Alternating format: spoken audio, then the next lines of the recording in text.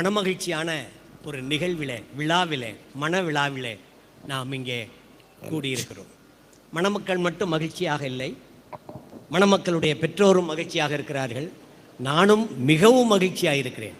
காரணம் என்னவென்றால், மணமகன் ஜாஸ்பருடைய அப்பா கிறிஸ்டோபர் சத்யராஜ் அவர்களுடைய திருமணத்தில் நான் தான் செய்தி கொடுத்தேன். தேவனுடைய ஆலோசனைகளை சிவகாசியிலே நான் பகிர்ந்து கொண்ட அந்த நினைவுகள் இன்னும் என்னை விட்டு நீங்கவில்லை. உங்களுடைய மகனுடைய வாழ்க்கையிலும் அருமை மகள் கிளாடிஸ் அவர்களுடைய வாழ்க்கை இணைவதிலும் இப்படிப்பட்ட ஒரு தேவ செய்தியை, ஆலோசனையை வழங்கும்படி வாய்ப்பு கொடுத்த உங்களுக்கு நன்றி சொல்லுகிறேன். என் ஆண்டவரை துதிக்கிறேன். பத்திரிகையிலே இவ்விதமாக அவர்கள் போட்டிருந்தார்கள். எபிரேயர்கள் நிருபம் 13வது அதிகாரம் 4வது வசனத்தை அவர்கள் குறிப்பிட்டிருந்தார்கள். விவாகம் யாவருக்குள்ளும் கனம் உள்ளது. Marriage is honourable among all. அது ஏன் கனம் உள்ளது? விவாகம் ஏன் கௌரவமானது? விவாகம் ஏன் மதிப்புக்குரியது? விவாகம் ஏன் மேன்மையானது என்பதையெல்லாம் சிந்தித்து பார்ப்போமானால் ஆச்சரியமாக இருக்கும். காரணம், விவாகம் தேவனால் ஏற்படுத்தப்பட்டது. எல்லாத்துக்குமே ஒரு மாஸ்டர் பீஸ் இருக்கும்ல. இந்த விவாகம் என்பதற்கு மாஸ்டர் பீஸ் எங்க இருக்கு? ஏது? யார் அதை செய்தது? இறைவன், சர்வத்தையும் படைத்த இறைவன். He is the creator of the universe. அவர்தான் விவாகத்தை ஏற்படுத்தினார். ரொம்ப ஆச்சரியங்க அது. விவாகம் மனித புத்தியிலே ஏற்பட்டது அல்ல. விவாகம் இந்த சொசைட்டி உருவாக்கினது அல்ல. விவாகம் யாவருக்குள்ளும் என்று எழுதப்பட்டிருக்கிறது. படித்தவர்கள் கல்யாணம் பண்றாங்க, படிக்காதவங்க கல்யாணம் பண்றாங்க, பாமரர்கள் கல்யாணம் பண்றாங்க, பலவிதமான பாஷைகளை பேசுகிறவர்கள் கல்யாணம் பண்றாங்க.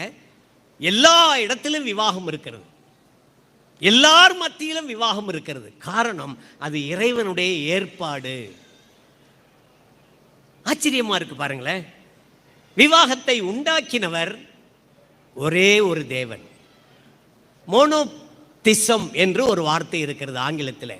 ஓர் இறை கோட்பாடு. ஒரே தெய்வம் மனிதனை உண்டாக்கினார். அந்த ஒரே தெய்வம் மனுஷியை உண்டாக்கினார். அந்த ஒரே தெய்வம் ரெண்டு பேரையும் இணைத்து வைக்கிறார். ஆக விவாகம் என்பது தேவனால் ஏற்படுத்தப்பட்டது. நம்பர் 1, விவாகம் என்பது இணையும் விழா. பாருங்க, இதுவரைக்கும் தம்பி ஜாஸ்பர், அதே போல அருமை மகள் கிளாடிஸ் அவர்கள் இன்னும் கொஞ்ச நேரத்தில் அரசு பதிவாளர் சொல்லுகிறபடி அவர்கள் உடன்படிக்கை எடுத்து இணைய போகிறார்கள். முதல் விவாகத்தை நடத்தி இறைவன் இணைத்து வைத்தார். இந்த விழா இணையும் விழா. அடுத்து அவர்கள் இருவரும் உடன்படிக்கை செய்ய போகிறார்கள் ஒருவருக்கொருவர். The proper covenant between them. அவர்களுக்குள்ளே ஒரு சரியான உடன்படிக்கை செய்ய போகிறார்கள். அந்த உடன்படிக்கையை நீங்களும் கேட்க போகிறீர்கள். ஆக இது உடன்படிக்கையின் விழா. எத்தனையோ விழாவை கேள்விப்பட்டிருப்போம். இது உடன்படிக்கையின் விழா. அடுத்ததாக இதுவரைக்கும் அவர் மாப்பிள்ளை என்கிற அந்தஸ்தோடு உட்கார்ந்திருக்கிறார். கிளாடிஸ் மணப்பெண் என்கிற அந்தஸ்தோடு உட்கார்ந்திருக்கிறார்கள். அவர்கள் உடன்படிக்கை முடிந்த பிற்பாடு ஒரு புதிய அந்தஸ்து அவர்களுக்கு கிடைக்கும். புருஷன் என்கிற அந்தஸ்து, மனைவி என்கிற அந்தஸ்து. ஆக இது அந்தஸ்து பெருகிற விழா. நியூ ஸ்டேட்டஸ் யாருங்க கொடுப்பா? கல்யாணம் பண்ண பிற்பாடு தாங்க புருஷன், கல்யாணம் பண்ண பிற்பாடு தான் மனைவி. ஆக இது அந்தஸ்து பெரும் விழா. அடுத்தது, அவர்களுடைய உள்ளத்தில் எத்தனை நீரோட்டங்கள் ஓடிக்கொண்டிருக்கிறது என்று எனக்கு தெரியாது. மனமகிழ்ச்சியோடு விவாகம் என்பது மகிழ்ச்சி. 3 காரியங்கள் மனிதனுடைய வாழ்க்கையிலே மகிழ்ச்சி. 1, அவன் பிறந்த நாள். 2, ஆண்டவராகிய இயேசு கிறிஸ்துவை ஏற்றுக்கொண்டு மறுபடியும் பிறந்த நாள். 3, விவாக நாள். இதுதான் மகிழ்ச்சி, மனிதனுடைய வாழ்க்கையிலே மகிழ்ச்சி. இப்பொழுது அவர்கள் மனமகிழ்ச்சியின் விழாவிலே அமர்ந்திருக்கிறார்கள். அடுத்து இவர்கள் பண்ணுகிற உடன்படிக்கை, செய்கிற உடன்படிக்கை, ஆயுள் காலம் முழுவதும் அதை அவர்கள் காப்பாற்றப் போகிறார்கள். ஆக இது ஆயுள் கால விழா. இப்படிப்பட்ட விழாவை நாம் சேர்ந்து மகிழ்ச்சியோடு செய்து அவர்களை வாழ்த்த வந்திருக்கிறோம். திருமணம் இன்றைக்கு 3 வகையிலே நடத்தப்படுகிறது. 1, உலகத்தை மையமாக வைத்து, the world centered marriage. அதில் ஆசீர்வாதம் இராது.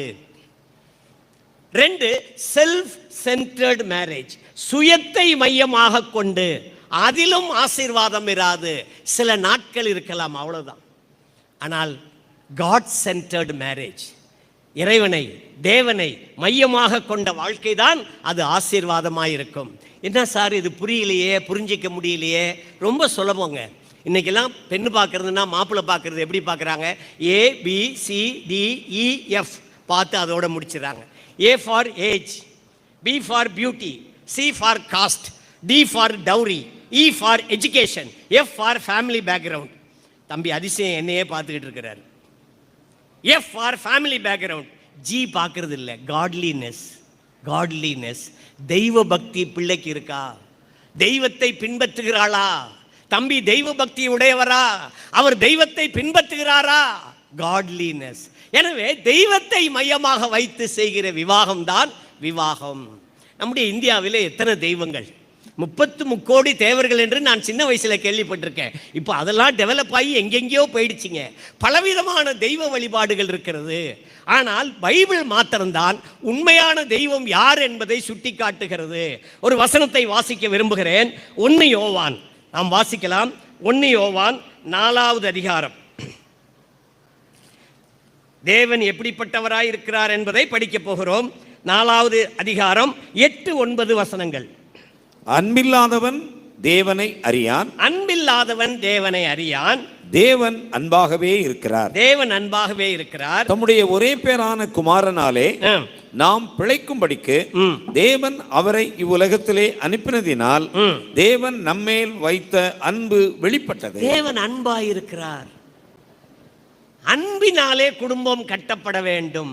தம்பி படிப்பினாலே கட்டப்பட முடியாது, பணத்தினாலே குடும்பம் கட்டப்பட முடியாது, அந்தஸ்தினாலே கட்டப்பட முடியாது, மேல் ஜாதி கீழ் ஜாதி என்ற ஜாதியினாலே குடும்பம் கட்டப்பட முடியாது. பார்வைக்கு வேணா அழகா இருக்கலாம், உள்ள விஷயம் இருக்காது. த அவுட்வர்ட் பியூட்டி இருக்கும், த இன்வர்ட் பியூட்டி இருக்காது. ஒரு முறை அவுரங்காபாத்துக்கு என்னை அழைத்து சென்றார்கள் ஊழியத்துக்கு. மகாராஷ்டிராவில் இருக்கிற அவுரங்காபாத். அங்கே அஜந்தா எல்லோரா குகையை பார்க்கும்படி என்னை கூட்டி சென்றார்கள்.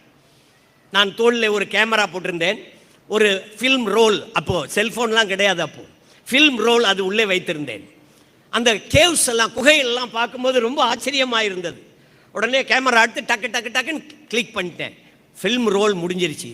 பாதி தூரம் போயிட்டோம், இன்னும் பாதி தூரம் போக வேண்டியிருக்கு. இன்னும் பாதி தூரம் போனால் மனசில் ஒரு கஷ்டம் வந்துருச்சு. ஏன் அதை போய் ஃபோட்டோ எடுத்தோம், அதை விட இது அழகாக இருக்க அப்படின்னு. வெளியில் வரும்போது ஒருத்தர் சொன்னார், எப்பொழுதுமே இன்னர் பியூட்டி தான் பியூட்டி அப்படின்னாரு. Outer beauty is not a beauty. தம்பி ஜாஸ்பர், அருமை மகள் கிளாடிஸ், வெளி தோற்றத்திலே அழகு அல்ல, உள்ளான அழகுதான் அழகு.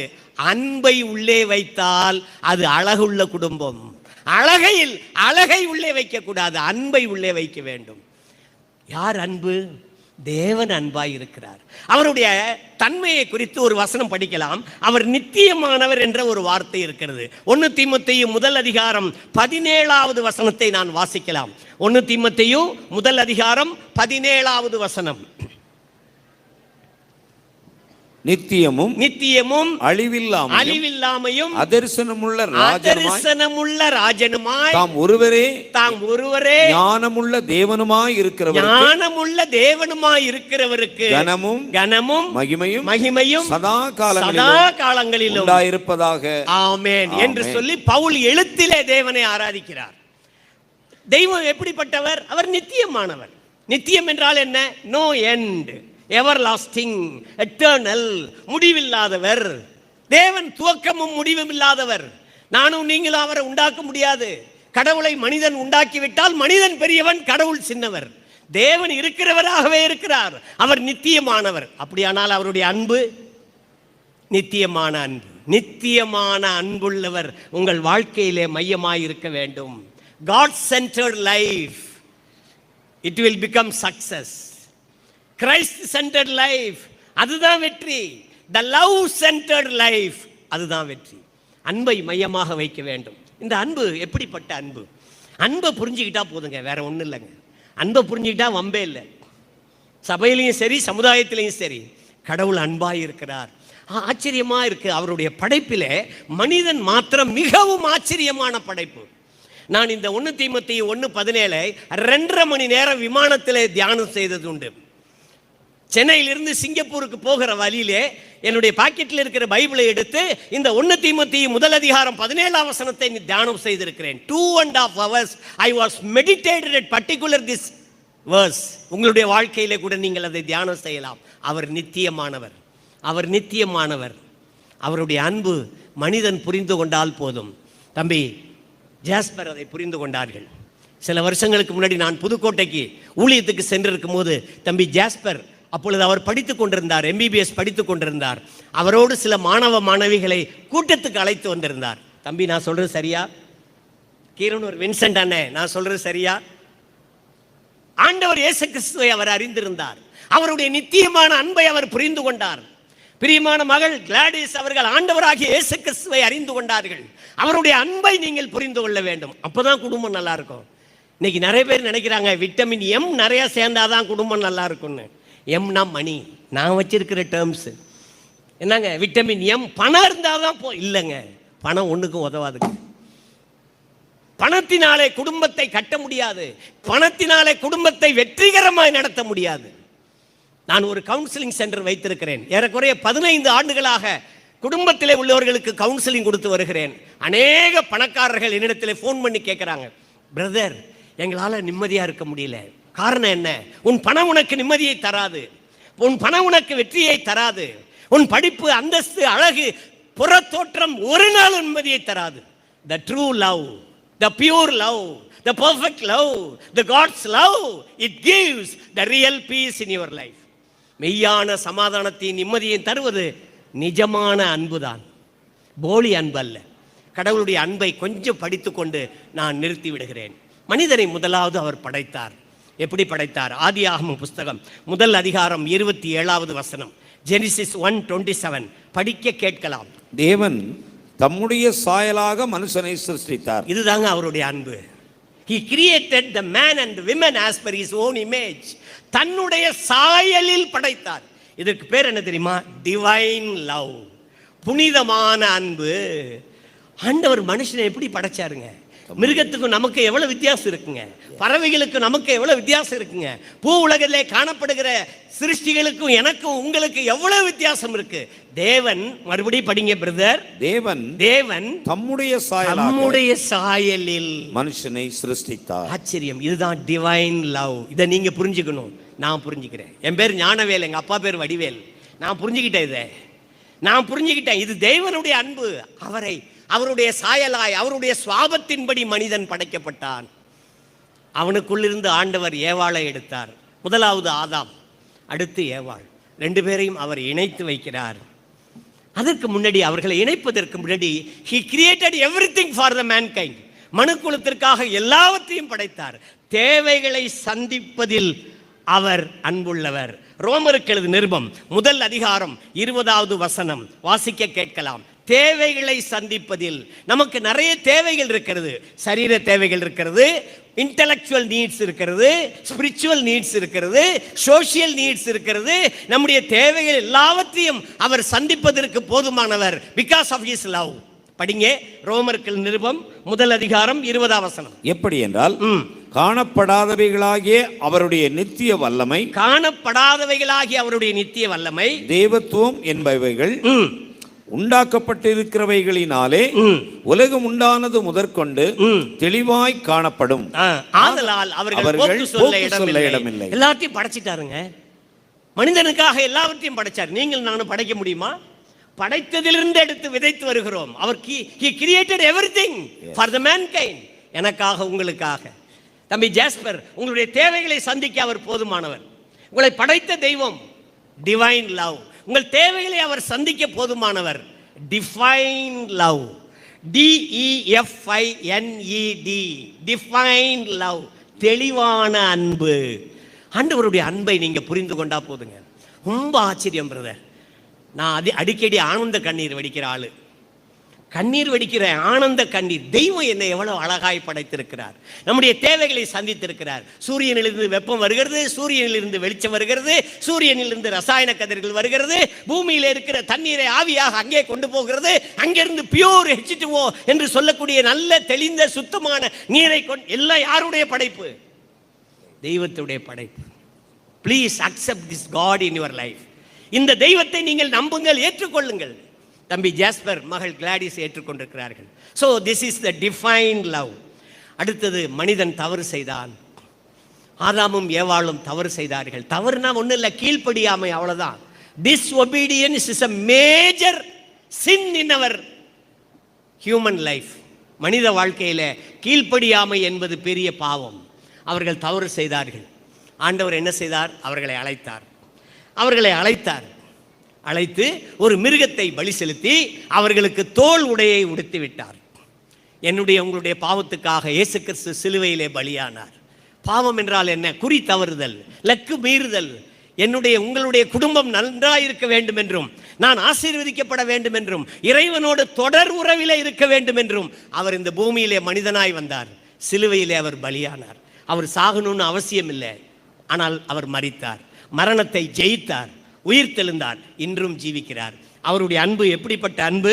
ரோமருக்கு நிருபம் 5வது அதிகாரம் 8வது வசனத்தில் படிக்கிறோம்.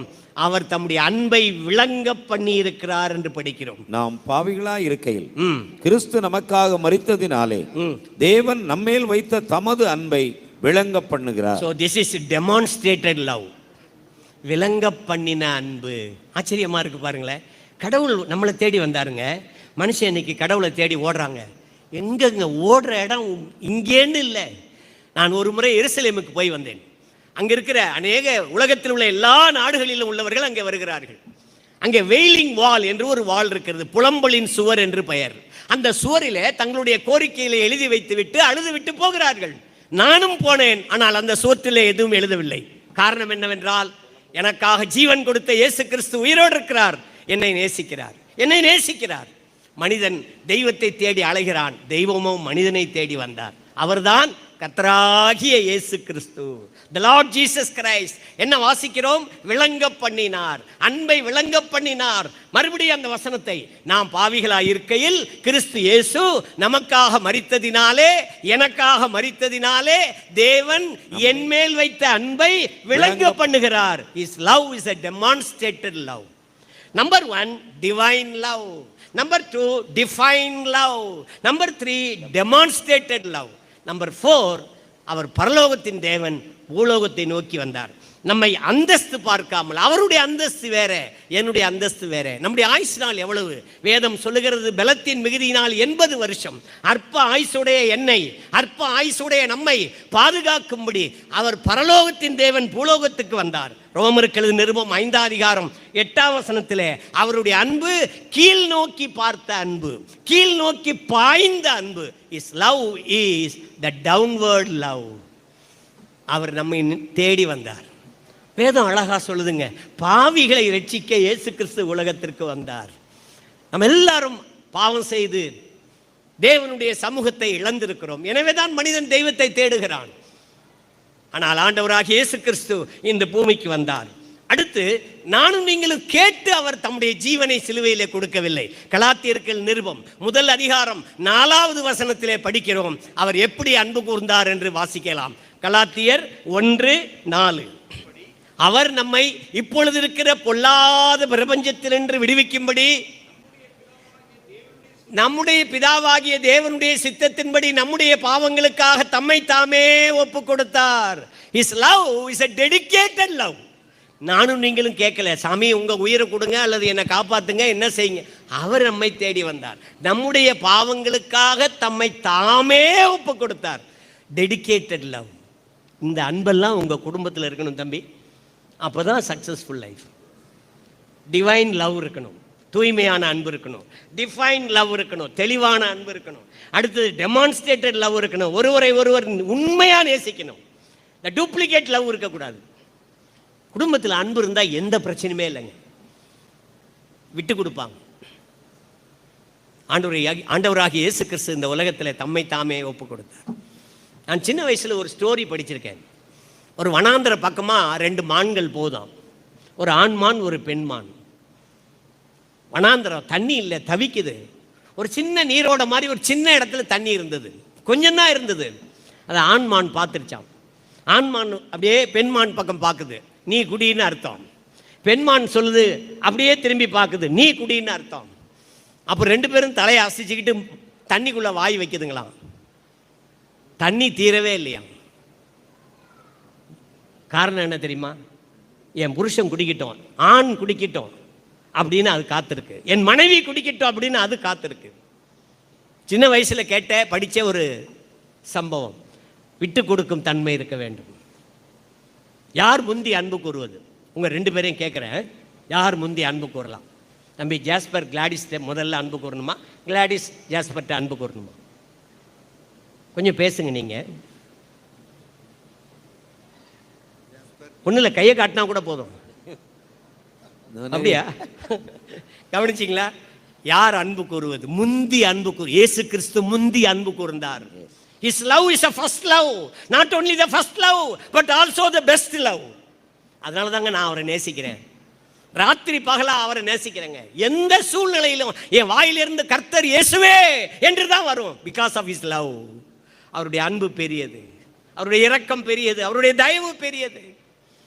His love is demonstrated love and dedicated love. தம்மை தாமே ஒப்பு கொடுத்தார்.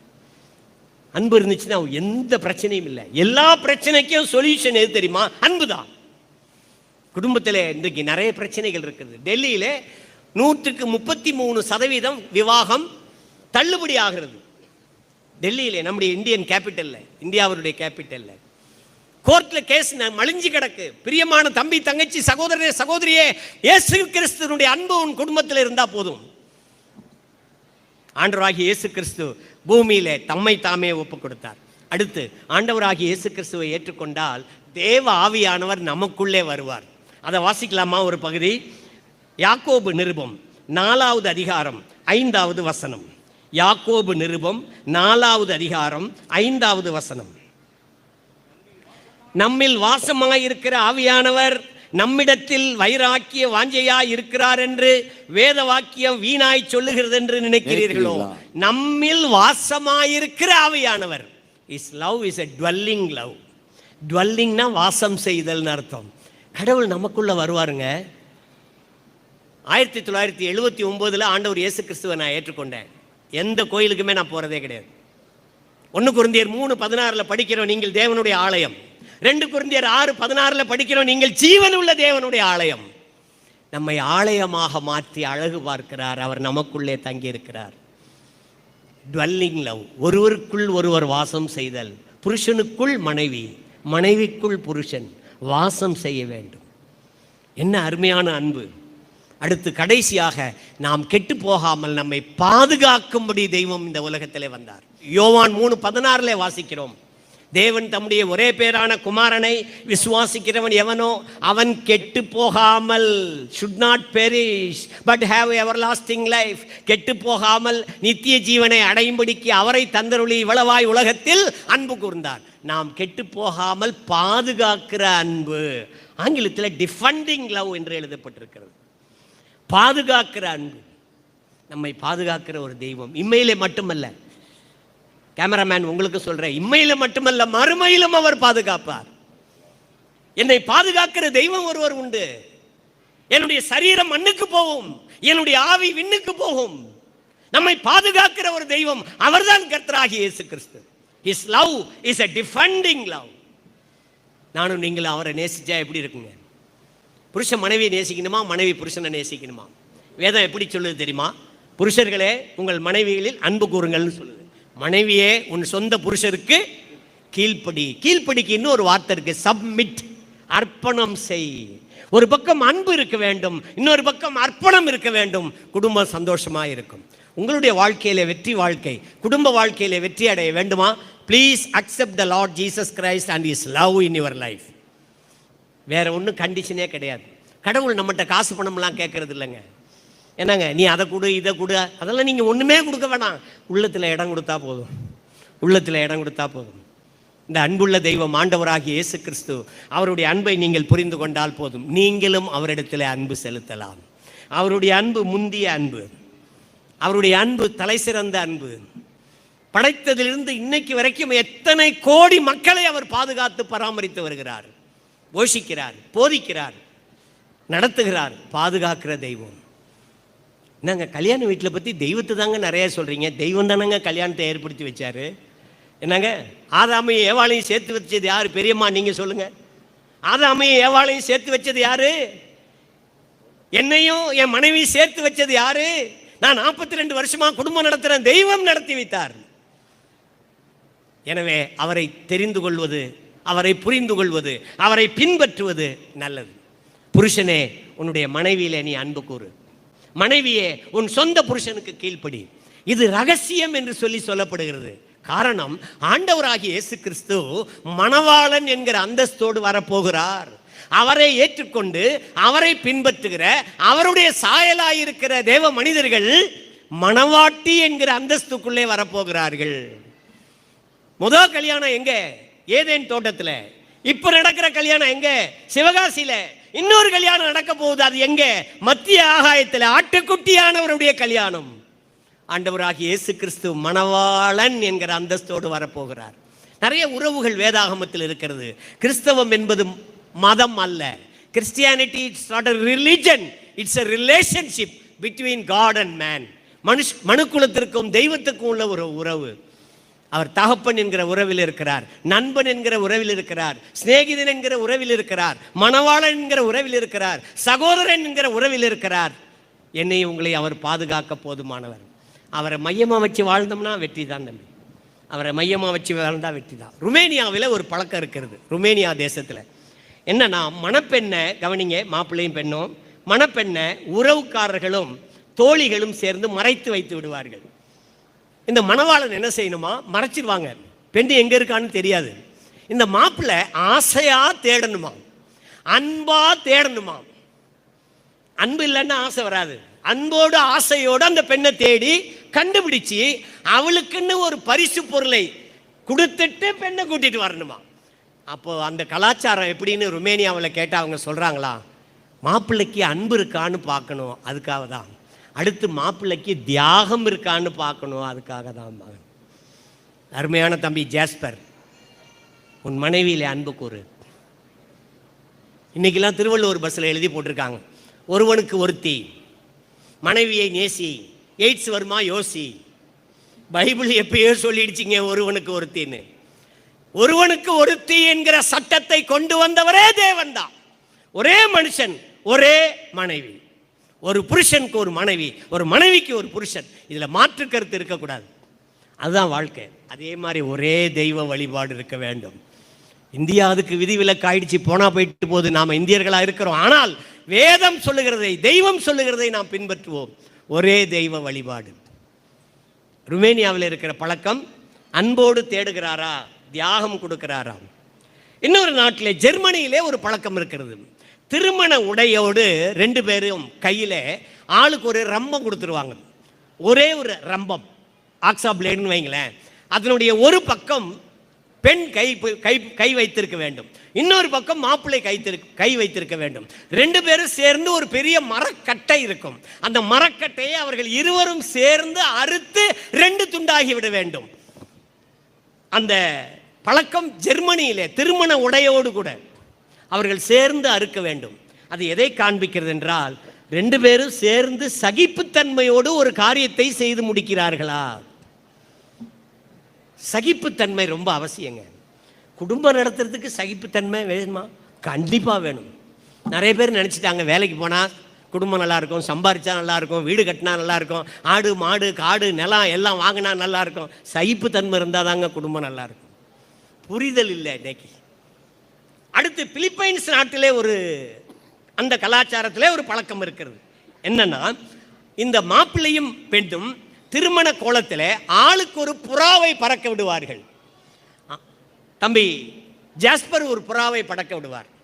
அதே போல கிளாடிஸ் ஜாய் ஒரு புறாவை இது எதற்கென்றால், இருவரும் சமாதானமாய் வாழ வேண்டும் என்று சொல்லி அந்த கலாச்சாரம். இது பிலிப்பைன்ஸ் நாட்டில் இருக்கிறது. ருமேனியாவிலே ஒரு கலாச்சாரம், ஜெர்மனியிலே ஒரு கலாச்சாரம், பிலிப்பைன்ஸில் ஒரு கலாச்சாரம். இது எல்லாமே உள்ளே அர்த்தம் இருக்கிறது. அன்போடு எல்லாம் செய்யப்பட வேண்டும். அன்புள்ள குடும்பம் தாங்க குடும்பம். திருக்குறளில் ஒரு குறள் இருக்குது, நீங்கள் எல்லாம் படித்தவங்க உட்கார்ந்துருக்கீங்க பெரியவங்க. என்பில் அதனை வெயில் போல காயுமே, அன்பில் அதனை அறம். எலும்பில்லாத மண்புழு சூரிய வெப்பத்திலே சுருண்டு விடுவது போல அன்பில்லாத குடும்பம் சுருண்டு விடும். அன்போடு கூட நடத்துங்க. இன்றைக்கு ஞாபகம் வைங்க, காட் சென்டர்ட் ஃபேமிலி. உங்கள் லைஃப் காட் சென்டர்ட் லைஃப். உங்க மினிஸ்ட்ரி ஊழியக்காரங்களா, God centred ministry, not the self centred life, not the world centred life. தேவன் உங்களை ஆசீர்வதிப்பார். நீங்கள் அநேகருக்கு ஆசீர்வாதமாக இருப்பீர்கள். அன்பு இல்லாவிட்டால், பணம் இருந்து அன்பு இல்லைன்னா, படிப்பு இருந்து அன்பு இல்லைன்னா, அன்பு தாங்க பிரதானம். தேவன் அன்பாக இருக்கிறார்.